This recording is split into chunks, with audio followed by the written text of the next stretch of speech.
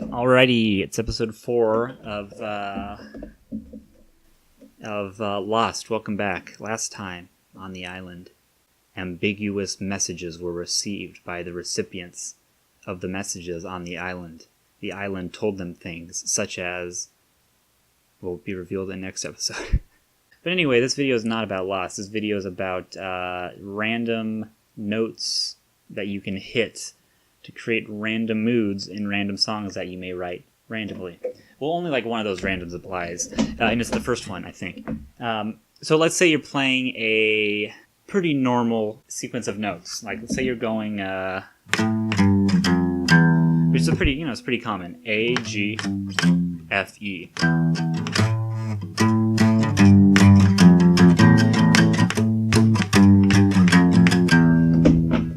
What if you hit a random note that's not one of those notes at like the you could put it anywhere, but what if you hit it at the end, for instance?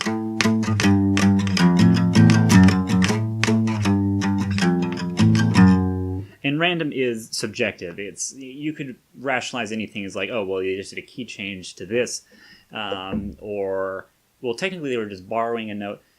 It's a lot of times I think of things in the traditional major scale. That's just kind of like my baseline. Or basic major minor scale, and then as things continue to deviate from that, like they're different, like if it's in Dorian minor, for instance, okay, that's a little different. It's a little more weird or whatever. Not weird as in like that sounds weird, but it strays from the normal, in my opinion. And when you get into things like Phrygian dominant scales, there's all sorts of like weird jazz scales. It just gets increasingly further from that baseline.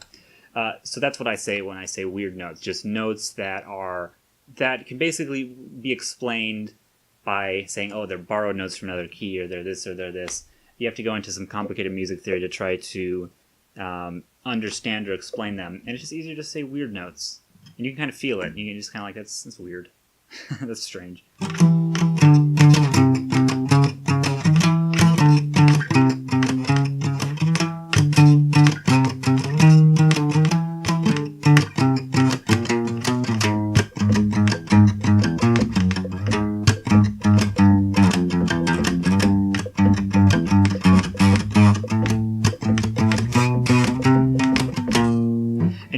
So I was just hitting random notes there. I didn't even have a plan. I'm just like, okay, let me just hit that note. Okay, that note. And you can, just for fun, what you can do is add a brief period of structure in there. So you can just be hitting random notes.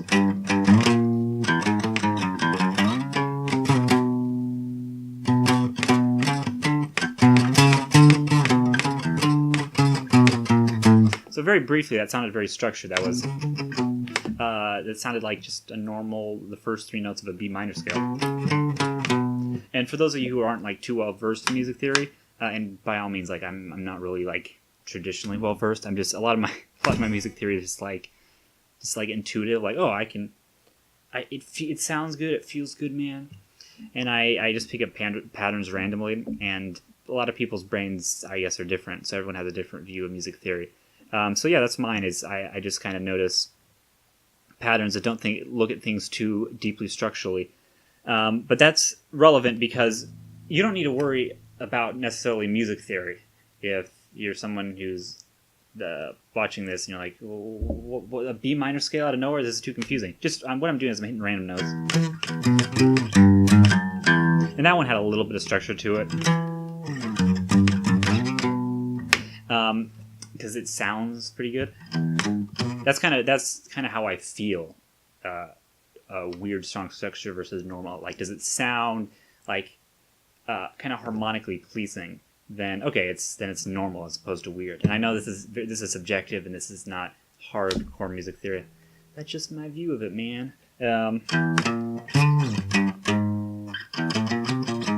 So just random stuff. And when I was talking about the B minor, this sounds pretty like that what I was playing. I don't even know what I was playing. That sounds like disorganized to anyone, but even if you don't know what a B minor, the first couple notes of a B minor scale is, you can hear that it sounds more organized. Like,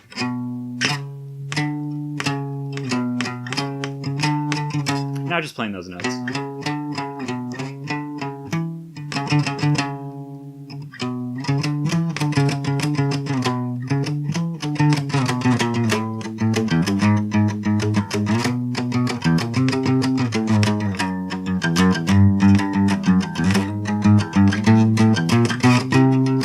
So it just, it's very chaotic. It just alternates between structure and chaos, random notes, and then hits on like an organized series of notes for a little while, like an organized scale, and it goes chaotic again, goes off the rails. And so that's one way. That's one way I try to write riffs, and I'm not just like just throwing out random stuff. Well, that's how I write songs. Is I throw out random stuff and see what sticks. I'm like, oh, that sounds good. And what are we talking about? Oh yeah, it's not like I just put together random stuff and be like, oh, that sounds good. Produce it, make it into a song. It's yeah, like the songs go evolve over time, and I kind of narrow it down to what I think sounds good. What I'm getting at is that. What am I getting at? I forgot what I was getting at. What I'm getting at is that. Hold on.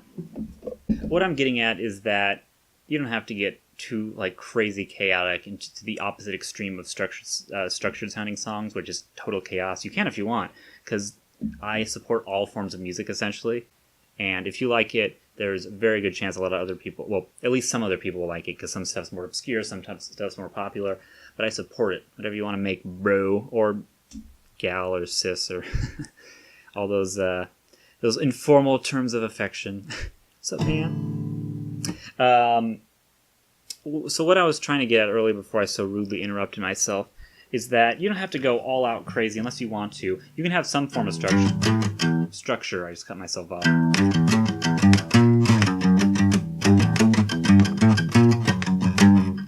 And then you could add some kind of weird notes. And again, those aren't too weird, because as I was playing those, I'm thinking, okay, that's just a tritone, and that's just normal in a minor.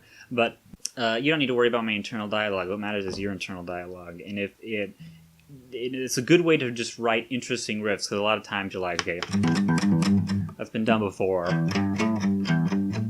That's been done before. And again, you can always express things in new ways to make interesting new songs. But sometimes you just might, when you're writing something, you just might be like, this has just been done before. I want to do something new. And in my opinion, that's a great way to do something new, is to just have some form of structure and then throw in just some random stuff in there.